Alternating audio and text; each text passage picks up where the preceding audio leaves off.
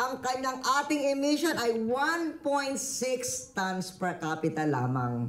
Kaya tayo ay maganda ang carbon footprint, we are responsible for our environment. Pwede natin ipagmalaki yun.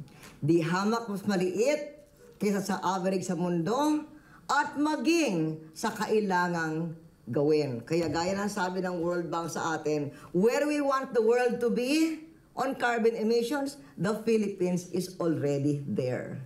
Kaya pwede tayong magsalita. Meron tayong K na magsalita dito sa Copenhagen.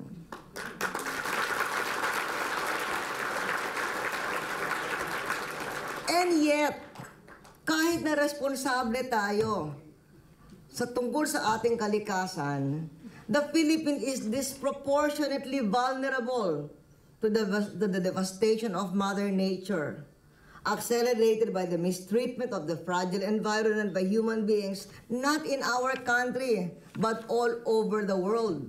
Kasi pag umiinit ang mundo, hindi lang yung bayan nagpapainit sa kanyang bansa ang naiinitan, umaabot sa buong bansa. At isang dahilan kung bakit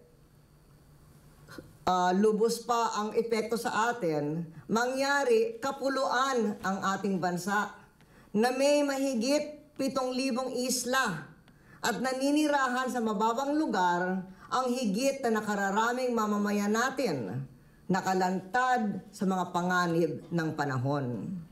Malagim ang mga hamong hinaharap ng Pilipinas dahil sa pagbabago ng klima ng mundo. Ayon sa mga siyentipiko ng Intergovernmental Panel on Climate Change, iniulat ng United Nations na kabilang ang Pilipinas sa 12 bansang pinaka nanganganib dahil sa pagpalit ng klima. Sa katunayan, nangunguna tayo sa listahan ng mga bansang namimiligro sa mas madalas at mas mababagsik na mga bagyo sa pag-init ng klima ng mundo. The changing global environment is really dramatically and negatively affecting the Philippines in spite of the fact that our own carbon emissions are very small.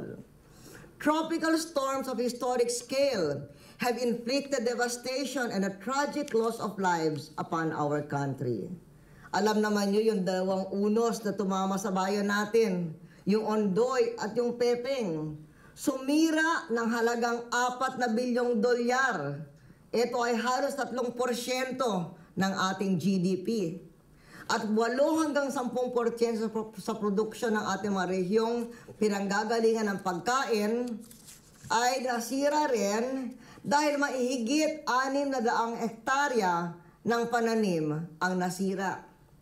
At 6 hanggang 8% ng GDP ay nawala sa mga lugar ng industriya ng ating bansa. 9 milyong katao ang naapektuhan. Sigurado ako lahat kayo may kamag-anak na naapektuhan. Higit 900 ang namatay. Higit 200,000 tahanan ang nagkapinsala o nawasak. At dumating pa itong kalamidad na ito habang nakikipagbuno tayo sa hagupit ng unos ng pandaigdigang krisis sa ekonomiya. Ngunit nagkaisa tayo bilang sambayanan. Sinimulan na natin itayo muli ang mga apektadong bahagi ng ating bansa. Malaking dahilan dito ang pandaigdigang tulong na tinatanggap natin nitong mga nakaraang buwan.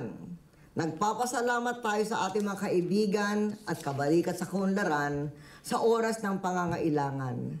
At doon sa mga Pilipino dito, sa Denmark, na tumulong, na nagpadala ng tulong, maging sa mga kamag-anak, maging sa mga NGO, maging sa pamahalaan, para tumulong, makaraos sa mga bagyo. Maraming salamat sa inyong lahat. Ngayon, narito ang delegasyon ng Pilipinas sa Copenhagen. Kabalikat ay iba mga bansa upang bumalangkas, alam naman ninyo ito dahil narito kayo, upang bumalangkas ng plano para mapigil ang mababagsik na epekto ng pagpalit ng panahon, yun ang tawag na climate change, at iwasan ang pandaigdigang krisis ng klima. Sa ilalim ng bagong kaayusan sa mundo, dapat sana maging magkaanib at hindi magkaaway ang pag-unlad ng ekonomiya at ang pangangalaga ng kalikasan. Panahon na upang akuyin ng lahat ng bansa sa mundo ang ating sama-samang pananagutan. Tiyak, naabuti ng maraming dekada ang paglutas ng problemang ito. Ngunit kailangan simulan natin ang pagkilos ngayon. At upang magkaroon ng makatarungang kasunduan,